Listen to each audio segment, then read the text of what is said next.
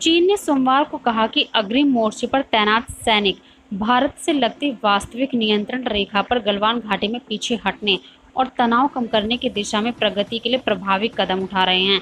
चीनी विदेश मंत्रालय के प्रवक्ता झाओ लिजान की टिप्पणी तब आई जब नई दिल्ली सरकार में सरकारी सूत्रों ने कहा कि क्षेत्र से सैनिकों को हटाने के से पहले संकेत के तौर पर चीनी सेना गलवान घाटी में कुछ क्षेत्रों से तंबू हटाती और पीछे जाती हुई दिखी। गलवान घाटी ही वह जगह है जहां 15 जून को दोनों देशों के सैनिकों के बीच हुई झड़प में 20 भारतीय जवान वीरगति को प्राप्त हो गए थे।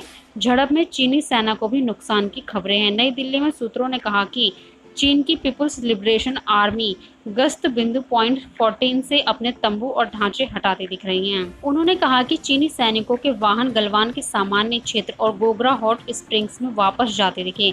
गलवान घाटी में विवाद के बिंदु से चीन के पीछे हटने की खबरों के बारे में पूछे जाने पर झाओ ने कहा, अग्रिम मोर्चे पर तैनात सैनिक पीछे हटने और तनाव कम करने के लिए प्रभावी कदम उठा रहे हैं और इस दिशा में प्रगति हुई है। उन्होंने कहा कि चीनी और भारतीय पक्ष ने 30 जून को कमांडर स्तर की वार्ता की और दोनों पक्ष बातचीत के पहले 2 दौर में बनी सहमति को क्रियान्वित करने के लिए लगातार काम कर रहे हैं।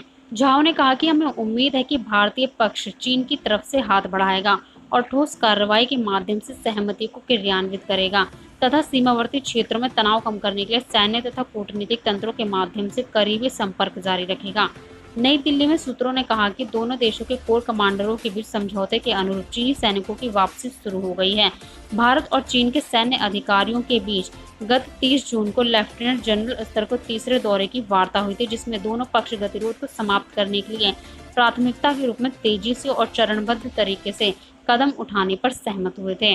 फिलहाल इस वीडियो में इतना ही। देश दुनिया की खबरों के लिए हमारे चैनल को सब्सक्राइब करना ना भूलें। धन्यवाद।